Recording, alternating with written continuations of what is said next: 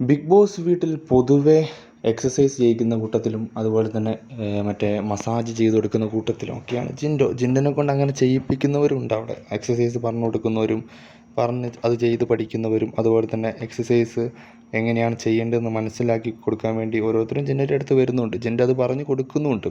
അപ്പോൾ അങ്ങനെ ഇരിക്കുകയാണ് ഇന്ന് ജിൻഡോയ്ക്കെതിരെ ഒരു ആരോപണമായിട്ട് മറ്റേ ഗബ്രി അടക്കമുള്ള വീട്ടിലെ മറ്റുള്ളവർ വന്നത്.